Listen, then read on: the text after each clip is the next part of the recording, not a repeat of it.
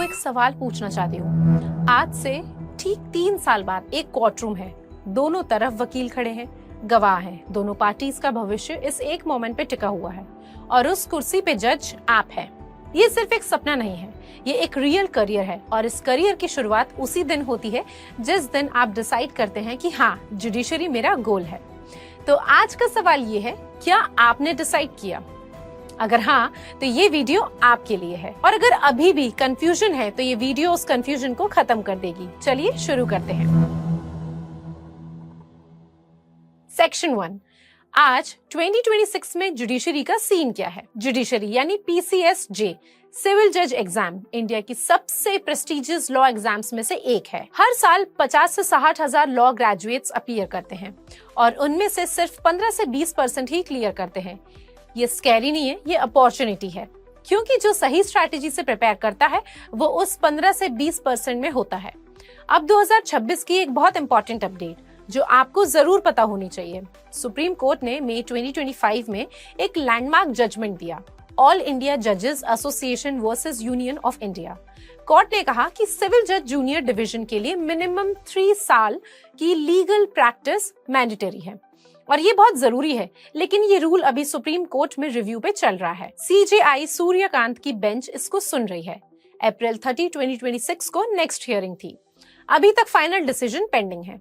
मतलब 2 पॉसिबिलिटीज हैं। पहली, रूल रहा तो 3 साल एडवोकेट के रूप में प्रैक्टिस करनी पड़ेगी, उसके बाद एग्जाम देंगे। दूसरी, रूल मॉडिफाई या रिमूव हुआ तो फ्रेशर ग्रेजुएट सीधा अपीयर कर सकते हैं।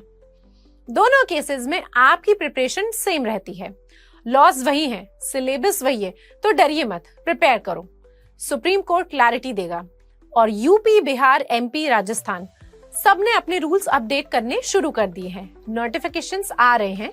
2026 में गुजरात में 237 वैकेंसीज आउट हैं। यूपी में 218 वैकेंसीज का प्रपोजल ऑलरेडी सबमिटेड है। ये टाइम वेट करने का नहीं, प्रिपेयर करने का है। सेक्शन 2, कब शुरू करें? The timing formula. अब सबसे बड़ा कंफ्यूजन, कब शुरू करूं? बहुत लोग या तो बहुत पहले शुरू करते हैं या बहुत देर से। दोनों गलत हैं। मैं आपको एक सिंपल फॉर्मूला देती हूं। अगर आप 3 ईयर LLB में हैं, जब आपके 3 सेमेस्टर्स कंप्लीट हो जाएं, यानी सेकेंड ईयर की शुरुआत, तब शुरू कर दो। बाकी 3 सेमेस्टर जुडिशरी के साथ मैनेज करने पड़ेंगे। ये आइडियल बैलेंस है। अगर आप 5 ईयर इंटीग्रेटेड LLB में हैं, 3rd ईयर से शुरू करो। इंटरेस्ट पहले से है तो 2nd ईयर से भी शुरू कर सकते हो, लेकिन एग्जाम तो एलिजिबिलिटी के बाद ही दोगे, तो ज्यादा गैप अवॉइड करो। अगर आप LLB कर चुके हैं तो सुनिए ध्यान से, ये आपका गोल्डन टाइम है। 3 साल की प्रैक्टिस पीरियड चल रही है। इस दौरान अगर सॉलिड प्रिपरेशन हो गई तो जब भी रूल डिसाइड हो, पहले या दूसरे अटेम्प्ट में निकल जाओगे। और एक बात जो मैं क्लियर करना चाहती हूँ, LLB के बाद देखते हैं वाला एटीट्यूड आज के इंडिया में अफोर्ड नहीं कर सकते। जॉब मार्केट लिमिटेड है, कंपटीशन बढ़ता जा रहा है। जुडिशरी एक clear, stable, prestigious career path है।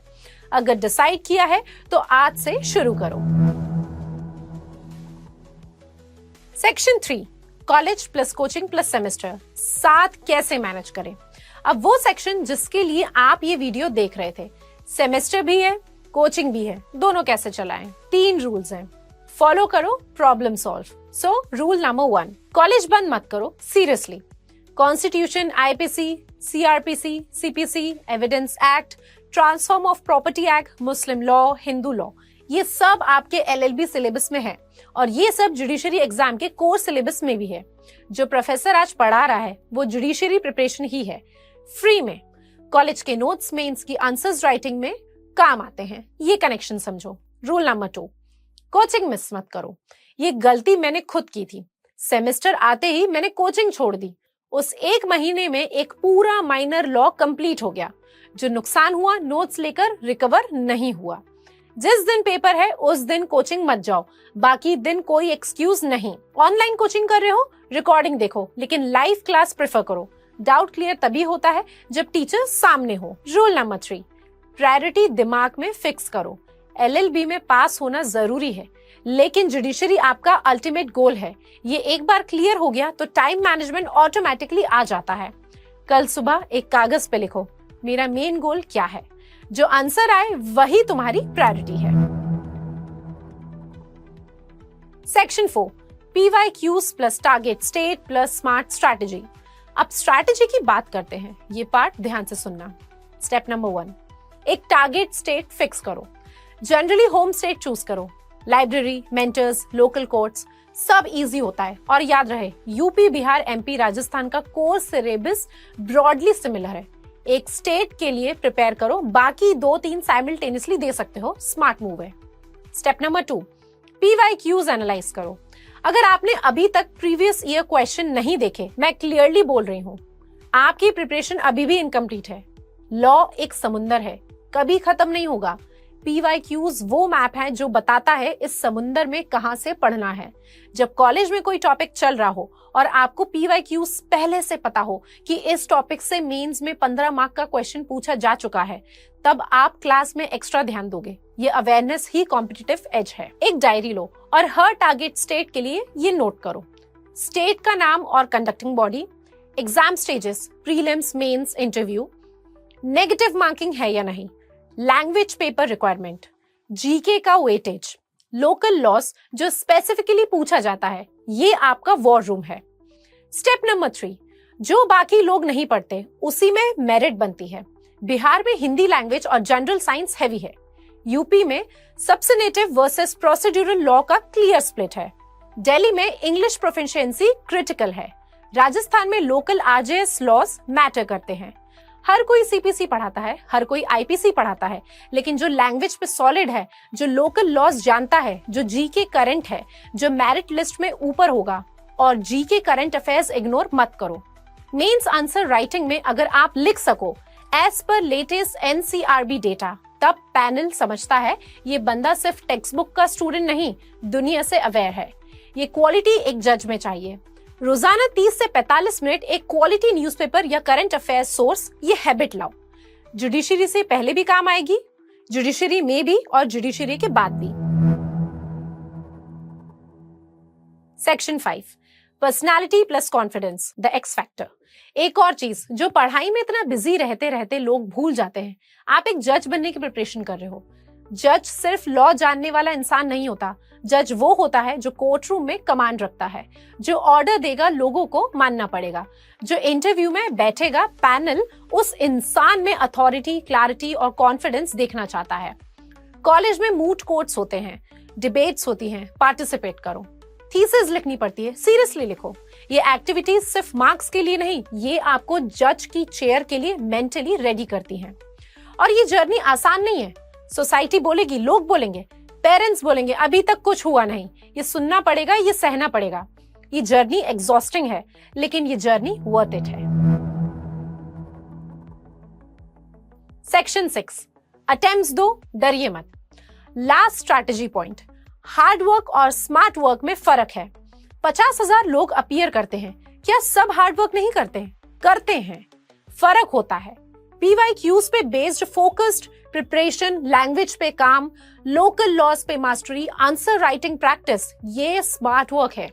ये वो करता है जो 15 से 20% में होता है। और फॉर्म्स भरो, अटेम्प्ट्स दो। अभी तैयार नहीं हूं, ये वाली फीलिंग कभी फुली नहीं जाएगी। जो अटेम्प्ट देते हैं उन्हें रियल एग्जाम का एक्सपीरियंस मिलता है, वीक पॉइंट समझ आते हैं। जो बैठते हैं उन्हें सिर्फ एंजाइटी मिलती है। नोटिफिकेशन आए, फॉर्म भरो, एग्जाम आए, दो, डरो मत। सेक्शन 7, हमारे बारे में। और अब मैं एक जरूरी बात करना चाहती हूँ। अक्सर लोग मुझसे पूछते हैं, मैम जुडिशरी की तैयारी के लिए सही मार्गदर्शन कहाँ मिलेगा? किस कोचिंग पर भरोसा करें? कौन सा ऐसा मेंटर है जो वास्तव में जुडिशरी एग्जाम को समझता हो?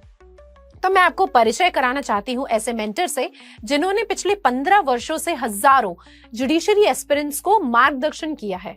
मैं बात कर रही हूँ एडवोकेट मनमोहन जोशी सर, एक अनुभवी विधि विशेषज्ञ, सुप्रीम कोर्ट के अधिवक्ता और जुडिशरी मेंटर हैं। पिछले 15 वर्षों से जुडिशरी एस्पिरेंट्स को पढ़ा रहे हैं और उनके मार्गदर्शन में अनेक विद्यार्थियों ने सिविल जज तथा विभिन्न जुडिशियल सर्विसेज एग्जामिनेशंस में सफलता प्राप्त की है। लेकिन यहाँ केवल पढ़ाई नहीं होती, यहाँ एक सपना तैयार होता है। एक ऐसा सपना जिसमें एक लॉ स्टूडेंट जज बनने की दिशा में अपना पहला कदम रखता है। इसी सोच के साथ विधिक शिक्षा की शुरुआत की गई ताकि जुडिशरी एस्पिरेंट्स को एक ऐसा प्लेटफॉर्म मिले जहां उन्हें सही गाइडेंस, स्ट्रक्चर्ड प्रिपरेशन और अनुभवी मेंटरशिप एक ही स्थान पर मिल सके। अब सवाल आता है, विधिक शिक्षा को खास क्या बनाता है? सबसे पहली बात, यहाँ पूरा फोकस जुडिशरी प्रिपरेशन पर है। कोई डिस्ट्रैक्शन नहीं, कोई अननेसेसरी डाइवर्जन नहीं, एक लक्ष्य, एक दिशा और जुडिशरी एग्जाम में सफलता का स्पष्ट रोड मैप। दूसरी बात, आप ऑनलाइन और ऑफलाइन दोनों माध्यम से तैयारी कर सकते हैं। चाहे आप किसी भी शहर में रहते हो, विधिक शिक्षा आपके लिए उपलब्ध है। अगर आप ऑफलाइन क्लासरूम एक्सपीरियंस लेना चाहते हैं तो ऑफलाइन बैचेस उपलब्ध हैं, और यदि आप घर बैठे तैयारी करना चाहते हैं तो ऑनलाइन लाइव क्लासेस तथा रिकॉर्डेड लेक्चर्स दोनों की सुविधा उपलब्ध है। तीसरी बात, कोर्सेज में आपको मिलता है प्रीलिम से इंटरव्यू तक का complete preparation, state specific judiciary batches, previous year questions based teaching methodology, regular mock test, answer writing practice sessions, live doubt solving classes, comprehensive study material, detailed notes, recorded lectures for revision और सबसे important, आपको मिलता है वर्षों के अनुभव का मार्गदर्शन।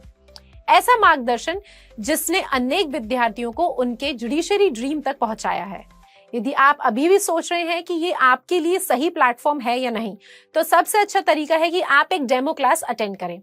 एक बार क्लास देखिए, टीचिंग मेथोडोलॉजी समझिए, लर्निंग एक्सपीरियंस महसूस कीजिए, उसके बाद स्वयं निर्णय लीजिए। कोई प्रेशर नहीं, कोई कंपल्जन नहीं, केवल क्वालिटी एजुकेशन। अधिक जानकारी के लिए आप विधिक शिक्षा की वेबसाइट पर जा सकते हैं या विधिक शिक्षा ऐप डाउनलोड कर सकते हैं। वहां आपको मिलेंगे सभी कोर्सेज की complete information, batch schedules, course details, enrolment process, study resources और जुडिशरी प्रिपरेशन से जुड़ी कई इंपॉर्टेंट जानकारियां। यदि आप अपने जुडिशरी ड्रीम को लेकर सीरियस हैं, तो सही गाइडेंस के साथ अपनी तैयारी की शुरुआत कीजिए, क्योंकि सही दिशा में किया गया प्रयास ही सफलता तक पहुंचता है। वेबसाइट और ऐप की जानकारी स्क्रीन पर दी गई है। और अगर आपको लगता है कि कोचिंग ज्वाइन करनी चाहिए तो डिस्क्रिप्शन में लिंक है, come meet us, we are waiting for you. मैं साक्षी चौरे और ये चैनल उन लोगों के लिए जो जुडिशरी को सीरियसली लेते हैं। कमेंट करो आप कौन से स्टेट से हो, कौन से ईयर में हो। टेक केयर, जय हिंद।